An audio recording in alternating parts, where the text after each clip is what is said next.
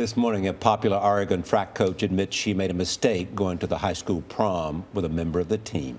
Melissa Bowerman says nothing inappropriate happened, only a little dancing and a little ping pong. Then, as Michelle Miller reports, she was dismissed just before the team could celebrate its successful season.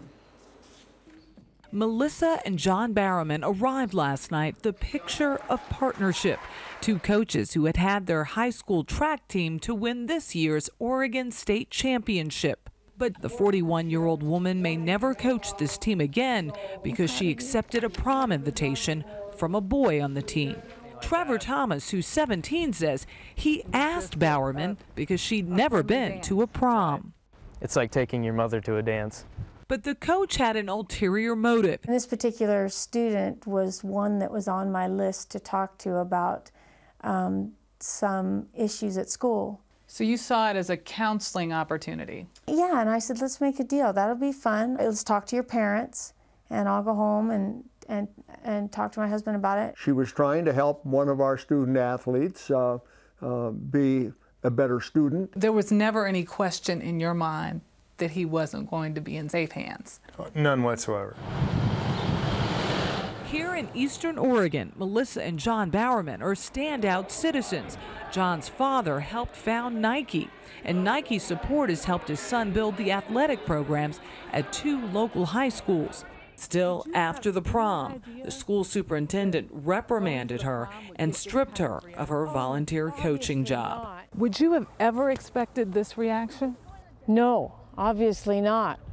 This has turned out to be a disaster. But following protocol, the school district asked Sheriff Gary Betancourt to investigate. As soon as I got into this thing, the second or third interview, it was very clear to me there was nothing criminal. So nothing sexual in nature? Right. Your relationship with Trevor never crossed the line? No, never. You were not having a relationship with Trevor? I've got a relationship with every kid on that team, but nothing of any sinister nature or evil. Sexual nature. No. At last night's ceremony, there was plenty of support for the fired coach, as she found one simple way to leave her mark on the kids she had long helped. For CBS This Morning, Michelle Miller in Condon, Oregon. Who's going first? I'm going to let you go first, Gail. How about that? I don't think she should have been dismissed. I don't think she should have been dismissed. At first I thought a little weird, why would a student want to go with his teacher? But then you see he was trying to do her a favor because she had never been. You see that she wanted to talk to him, whatever the issues were. The parents were okay. I don't understand it. You're the attorney at the table, Mr. Rose. He is the attorney. I would really like to hear from the attorney at the table. I don't think there's a legal issue here, is there? According to what the policeman said. No, I think for, like you said, Gail, on the surface, for a lot of people, it probably comes across as, oh, this is one of those icky situations. Yeah, it feels gross. It's very inappropriate and feels kind of gross.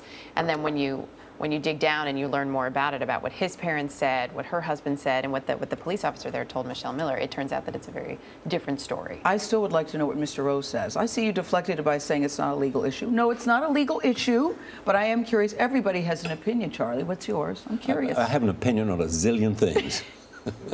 I don't need to have an opinion on everything. Oh, okay. Yeah. That's his way of saying I'm not playing. All right. Shall we move on? Yes, we shall.